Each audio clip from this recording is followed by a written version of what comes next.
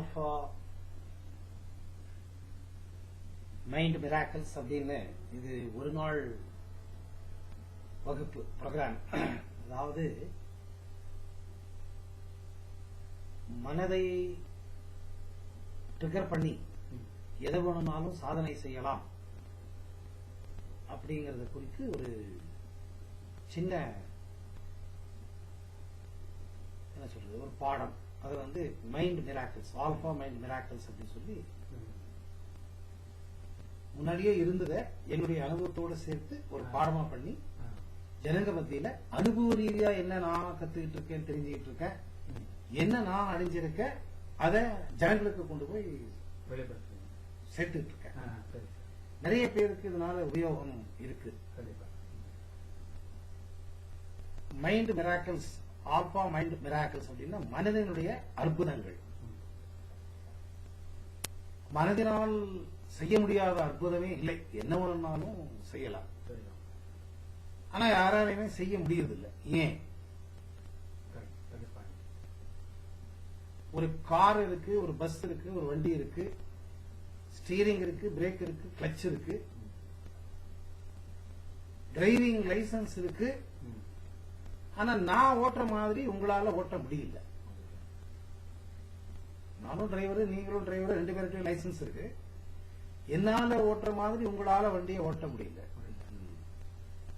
இதுதான்.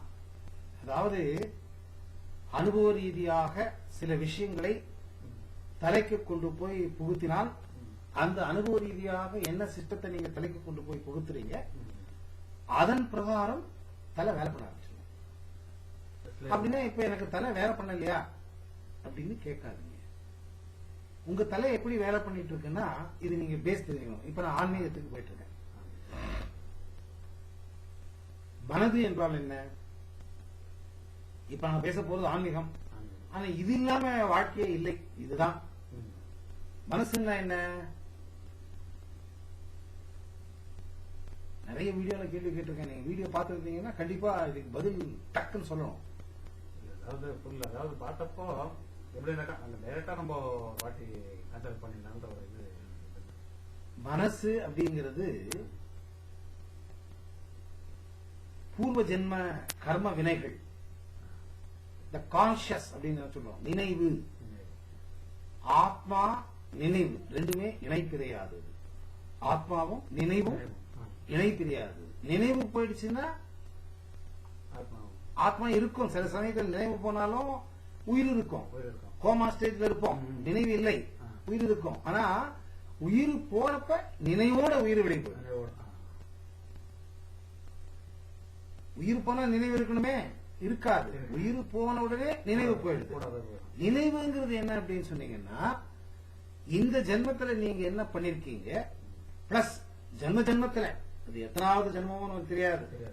அவ்வளவு ஜென்மத்துல நாம என்ன பாவ காரியங்கள் புண்ணிய காரியங்கள் பண்ணிருக்கோம், இது எல்லாமே கர்ம வினை பயனா ஒரு சாப்ட்வேர் ரெடி பண்ணி அந்த நினைவு ஆத்மாவோட வெளியே போய் இன்னொரு கர்ப்பத்துக்குள்ள இருக்கிற அந்த சிசு உடம்புல போய் கடவுள் சேர்த்து விட்டுறாரு.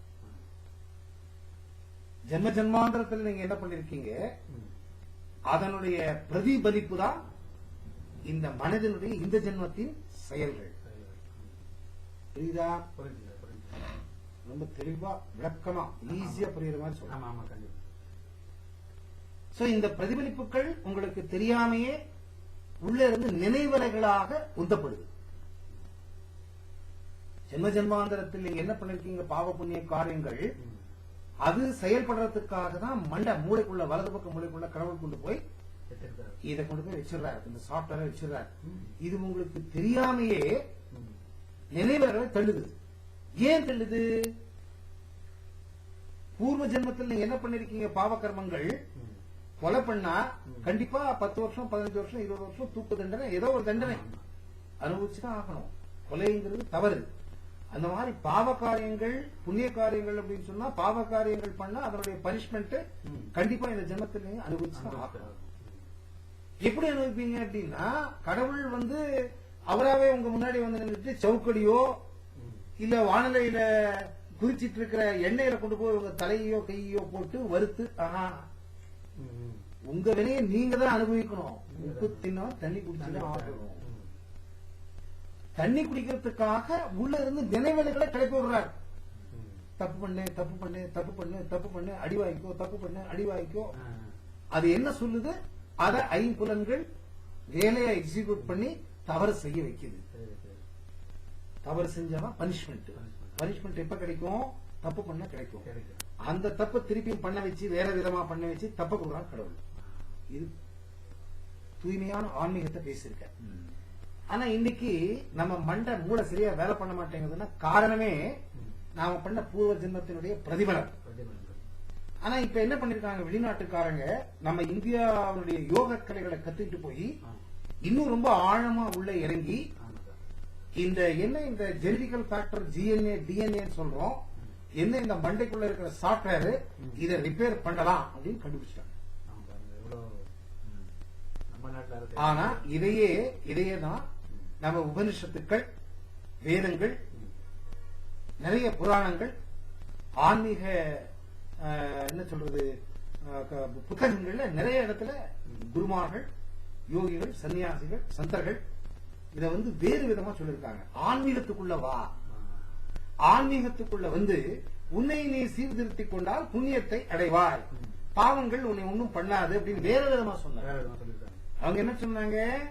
பாவத்தை நீ அனுபவிக்கிறியோ இல்லையோ அதை பத்தி கவலைப்பட வேண்டியது இல்ல, புண்ணிய வேலையை நீ பண்ண ஆரம்பிச்சுட்டாவே பாவம் போயிடும்.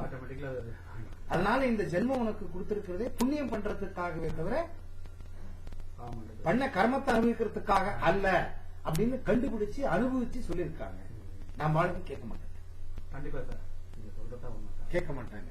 அதனால இதெல்லாம் தெரிஞ்சுக்கிட்டு வெளிநாட்டுக்காரங்க என்ன பண்ணிருக்காங்கன்னா, நீ எப்படி வேணா பீடியாவது சிகரெட்டாதடி, தனியாதடி, 10 பொம்பளை கிட்டியாவது போ, என்ன வேணா ஃப்ராட் பண்ணு, ஆனா நீ இந்த ஆல்பா மனநிலைக்கு உள்ள போய் நீ என்னத்தை நினைக்கிற அதை கொண்டு போய் நீ போட்டன்னா அது நடக்கும் அப்படின்னு கண்டுபிடிச்சாங்க.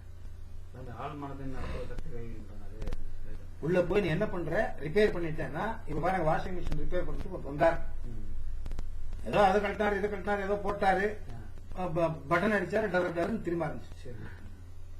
அதே மாதிரி ரிப்பேர் மண்டைக்குள்ள போகும், அங்கேயாவது நட்டு போட்டு ஸ்க்ரூ எடுத்துட்டு அந்த டப்பாவை எடுத்து ஏதோ பண்ணா, இங்க அந்த மாதிரி மண்டை ஓபன் பண்ணிட்டா முடிஞ்சு போய் உயிர் அவுட். மண்டை இருக்கிற மாதிரியே வச்சுக்கிட்டு மண்டைக்குள்ள போய் எந்த ஃபைல் கெட்டு போயிருக்கு, கெட்டு போன ஃபைல் இருக்கிற அந்த பர்டிகுலர் விஷயத்த மாத்திரம் எடுத்து, ஃபைல்ல எல்லாமே நல்லா இருக்கு, ஒரு பேராகிராஃப் மாத்திரம் சரியில்லை, அந்த ஒரு பேராகிராஃப் மாத்திரம் எடுத்து சரியா இருக்கிற பேராகிராஃப் உள்ள கொண்டு போய் போட்டு அதை பேக் பண்ணி தைக்காம ரெடி பண்ணி அது வேலை பண்றது ஆல்பா தியானம்.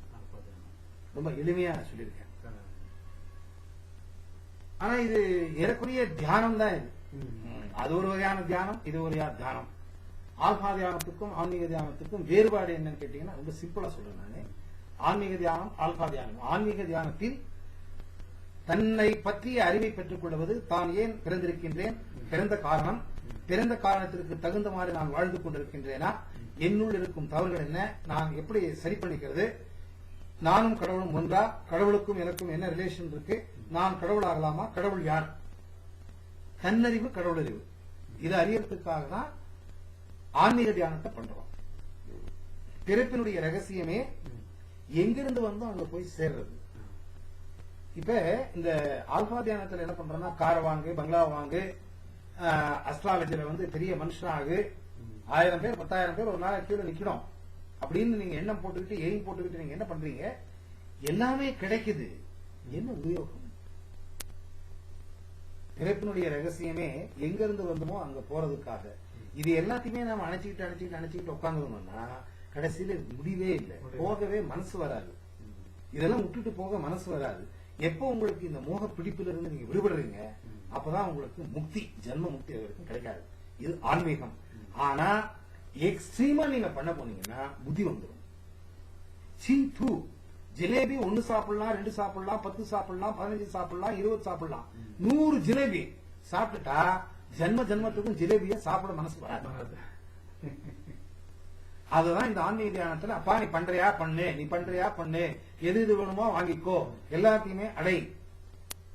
கடைசியில முற்றுப்புள்ளி ஆன்மீகம். எனக்கு எதுவுமே தேவையில்லை, கடவுள் தான் தேவை, நான் கடவுள்கிட்ட வந்திருக்கேன், நான் கடவுள் ஆக போறேன், கடவுள். இது கடைசி. இது சில பேருக்கு கிடைக்கும், சில பேருக்கு கிடைக்காம செத்து போடுவாங்க. ஆமா சார். பண்ண பாவ கர்மங்களுக்கு தகுந்த மாதிரி திருப்பி திருப்பி திருப்பி திருப்பி ஜென்மம் எடுத்துட்டு செத்துட்டு தான் இருக்கும். அதனாலதான் இந்த ஆன்மீக தியானத்தோட இந்த ஆல்பா தியானத்தோட ஆன்மீக தியானத்தை நீங்க இணைச்சிக்கணும். வாழ்க்கைக்கு முற்றுப்புள்ளி தேவை, பிரேக்.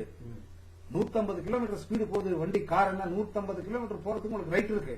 ஆக்சிலேட்டர் அமுத்துறீங்க, ஸ்டீரிங்க பிடிச்சிட்டு நீங்க வண்டி ஓட்டிட்டே இருக்கேன் ஹைவேல. ஆனா உங்களுக்கு பிரேக் அடிக்கிற டைம்ல அடிக்க தெரியணும், இல்லையா பர்மனன்ட் பிரேக் அடிச்சு. அந்த மாதிரிதான் இந்த வாழ்க்கை.